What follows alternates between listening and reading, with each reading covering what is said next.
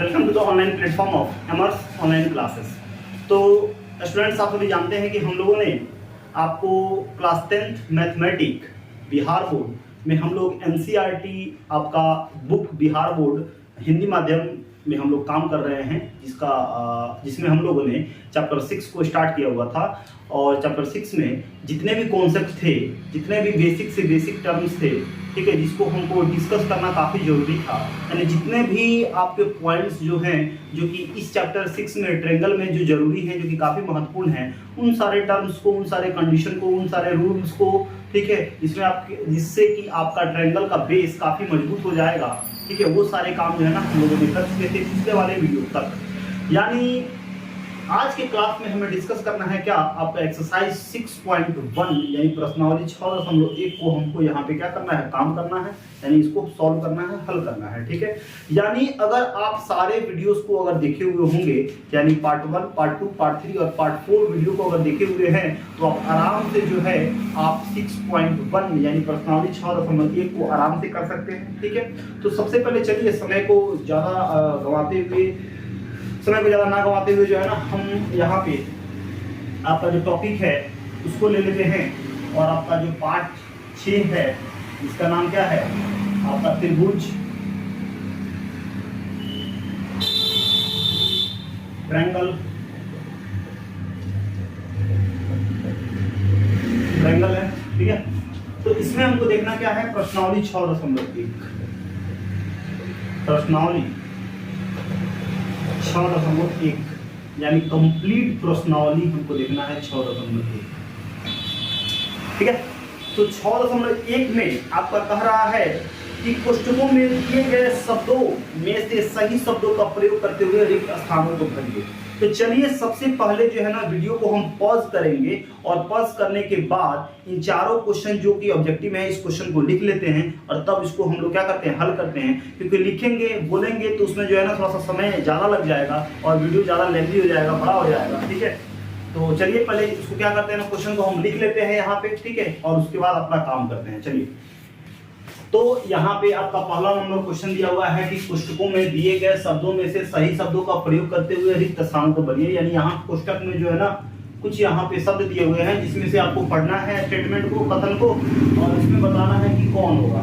तो जैसे कि आप पिछले वाले वीडियो में आप देखे होंगे कि सभी वृत्त क्या होते हैं, सभी वृत्त जो है ना सर्वांगसम होते हैं कि समरूप होते हैं। तो जानते हैं कि सभी वृत्त जो है ना क्या होते हैं, समरूप होते हैं। क्या होते हैं, समरूप होते हैं, ठीक है। यहाँ पे क्या लिखेंगे, आपका ऑप्शन हो जाएगा क्या, यानी सेकंड वाला, यानी ये हो जाएगा समरूप। क्या लिखेंगे, सभी वृत्त क्या होते हैं, समरूप होते हैं, ठीक है। उसके बाद सभी वर्ग क्या होते हैं, तो सभी वर्ग भी क्या होते हैं, समरूप ही होते हैं। कि नोट में हम लिखवाए हुए थे, सभी वर्ग जो है ना क्या होते हैं, आपके समरूप होते हैं।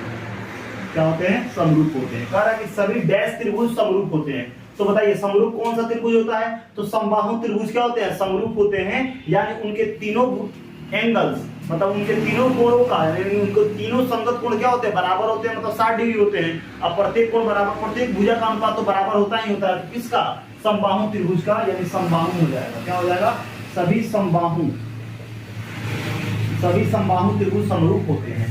अब देखिए कह रहा है भुजाओं की समान संख्या वाले दो बहुभुज, यानी कोई भी दो बहुभुज जो है ना समरूप कब होते हैं, तो उनके संगत कोण अगर क्या हो, संगत कोण क्या हो, बराबर हो। तो पहले क्या लिखेंगे, संगत कोण बराबर हो, और उनकी संगत भुजाओं का क्या, अनुपात क्या हो, समानुपाती हो। यानी संगत अनुपात मतलब क्या, यानी समानुपाती मतलब समान हो, ठीक है, बराबर हो, ठीक है। यहाँ पे क्या लिखेंगे, समानुपाती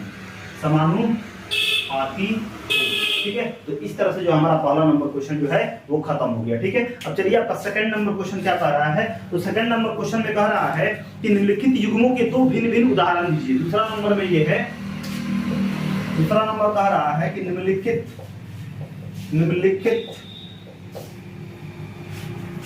युग्मों के दो भिन्न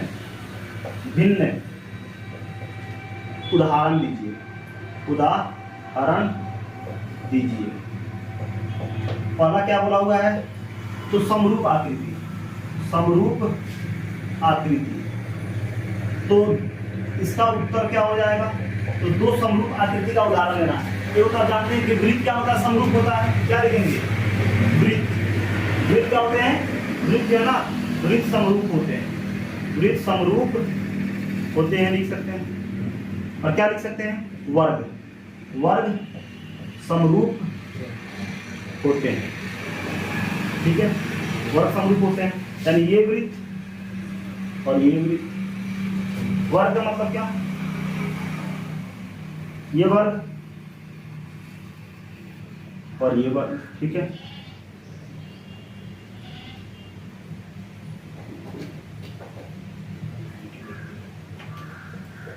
तो क्या हो गया? समरूप आकृति का भिन्न भिन्न उदाहरण दो हो गया कि नहीं हो गया? अब दूसरा में कह रहा है क्या? दूसरा में क्या बोल रहा है? तो दूसरा में बोला हुआ है कि ऐसी आकृतियां जो समरूप नहीं है, ऐसी आकृति, ऐसी आकृति जो समरूप नहीं है, यानी ऐसी हमको दो भिन्न भिन्न ऐसी आकृति बताना है, आकृति बताना है जिनके क्या हो? आपका समरूप नहीं हो, क्या हो? समरूप नहीं हो। तो बताइए आपका, अगर हम बात करें जो आपका, हम लिख सकते हैं यहाँ पे क्या? वृत्त तथा, वृत्त तथा समबाहु, वृत्त तथा समबाहु त्रिभुज, त्रिभुज समरूप नहीं है, ये लिख सकते हैं, ठीक है। देखो तो दिखाई दे रहा है, ये दिखाई दे रहा है ना? तो वृत्त और समबाहु त्रिभुज, यानी ये वृत्त हो जाए और यहाँ पे समबाहु त्रिभुज जो है ना, ठीक है, ये क्या हो जाएंगे आपके? ये को तो हो गया ना, ये को तो हो गया, दो ना लिखना है, दो भिन्न भिन्न देना है। तो यहाँ पे तो एक हो गया और यहाँ पे दो हो गया। फिर इस तरह एक वृत्त और समबाहु त्रिभुज क्या होते हैं? समरूप नहीं होते हैं, ठीक है। और उसी तरह लिख सकते हैं क्या? दूसरा में वृत्त तथा, वृत्त लिख सकते हैं, और क्या लिख सकते हैं? वृत्त तथा आयत, वृत्त तथा आयत समरूप नहीं होते हैं, समरूप नहीं होते हैं, ठीक है। तो ऐसी आकृति जो समरूप नहीं है, तो वृत्त तो यही हो जाएगा, ठीक है। और आयत का मतलब क्या? ये, ठीक है, 90 90 90, ठीक है। तो आप ऊपर लिखिएगा, ये आपका आकृति हो गया, आकृति हो गया, और ये आपका क्या हो गया? आकृति हो गया, ठीक है। और इस तरह से आपका दूसरा नंबर क्वेश्चन क्या हो गया? खत्म हो गया। तो पहला नंबर तो आप लिख चुके होंगे, पहला नंबर लिख दिया है ना? लिखिए कि नहीं लिखिए? तो पहला नंबर अगर लिख लिए हैं तो अब जो है ना हमको यहाँ पे देखना है थर्ड नंबर, जो कि लास्ट नंबर क्वेश्चन है आपका प्रश्नावली 6.1 का, ठीक है।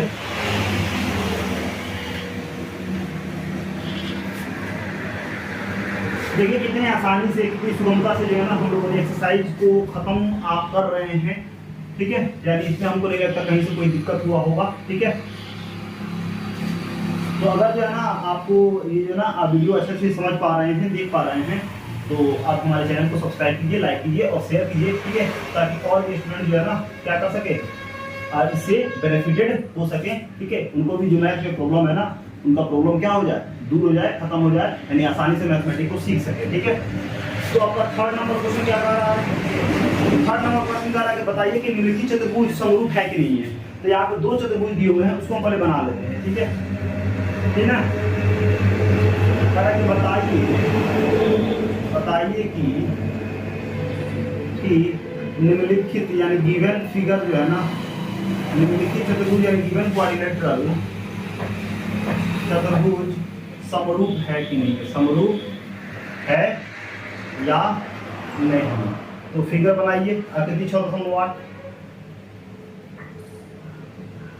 ऐसा फिगर दिया हुआ है। यह है P, यह है Q, यह है R, यह है S, यह है 1.5 cm, 1.5 cm, 1.5 cm, 3.5 cm दिया हुआ है ये। और ये दिया हुआ क्या? ये B है, ये C है और ये D है। ये 90 है, ये 90 है, ये 90 है, ये 90 है, ये 3 cm है, ये कितना है? 3 cm है, ठीक है। ये भी कितना है? 3 cm है, और ये भी कितना है? आपका 3 cm दिया हुआ है, ठीक है। ये बताना है कि दोनों आकृति जो है ना ये समरूप है कि नहीं है। तो आप पढ़े हुए हैं कि कोई भी आकृति समरूप कब होती है, जब उनके संगत कोण बराबर हो। क्या हो बराबर हो? जब उनके संगत कोण बराबर हो और उनके संगत भुजाओं का अनुपात क्या हो, आपके समानुपाती हो, तो हम कहेंगे क्या कि त्रिभुज जो है ना क्या है, आपके समरूप हैं। तो यहाँ पे अगर कोण क्या बोलते हैं, संगत भुजा का अनुपात देखें, मतलब क्या एसपी अब बटा में क्या लिखेंगे, एडी लिखेंगे कि नहीं लिखेंगे, बोलिए। तो क्या हो जाएगा 1.5 को कितना 3 हो जाएगा ना। इसको बताइए 15/30 लिख सकते हैं। तो 1 बटा कितना हो जाएगा, 2 हो जाएगा कि नहीं हो जाएगा, CN। इस वक्त क्या SR बटा में क्या लिख सकते हैं, CD लिख सकते हैं कि नहीं लिख सकते हैं। 1.5/3 यानी 15/30 होगा कि नहीं होगा, यानी 1/2 CM होगा कि नहीं होगा। उसी तरह PQ और बटा में क्या आपका AB होगा कि नहीं होगा। तो क्या 1.5/3 यानी 15/30 लिख सकते हैं। देखो पॉइंट है तो यहाँ पे क्या 1 हो जाएगा, मतलब क्या पॉइंट का मतलब क्या, यहाँ पे 1 गुना में 1 और 1 दशमलव है तो 1 0, मतलब 1 अंक के बाद दशमलव तो 1 जो यानी 10 हो जाएगा, यानी 30 हो जाएगा। ये आप जानते हैं 1/2 CM हो गया, ठीक है। और उसी तरह जो है आपको क्या लिखेंगे, RQ क्या है, RQ अपॉन में क्या आपका RQ अपॉन में क्या हो जाएगा, CB होगा कि नहीं होगा, RQ अपॉन में CB। तो RQ कितना है 1.5 और ये कितना है 3 है, यानी 15/30 लिख सकते हैं, यानी 1/2 CM हो जाएगा। यहाँ पे लिखेंगे क्या, सारा तो बराबर है ना, यानी दोनों चतुर्भुज के संगत भुजा के अनुपात बराबर है, ठीक है। अब यहाँ पे देखते हैं क्या संगत कोण, संगत कोण क्या बताइए। अब देखिए यहाँ पे संगत कोण यहाँ पे क्या है, यहाँ पे आपका 90 डिग्री है और यहाँ पे 90 डिग्री नहीं बना है, ठीक है। क्या है 90 डिग्री नहीं बना है, यहाँ पे लिखेंगे संगत कोण बराबर नहीं है, संगत कोण बराबर नहीं है, ठीक है, नहीं है। तो इसलिए लिख सकते हैं कि दोनों चतुर्भुज के संगत भुजा बराबर है, परंतु यहाँ पर लिख देंगे परंतु संगत कोण बराबर नहीं है। इसीलिए हम लिखेंगे, इसलिए क्या आपका चतुर्भुज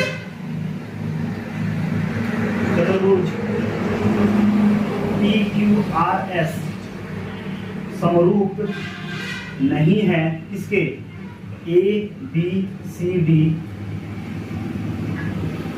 ठीक है, समरूप नहीं है, ठीक है।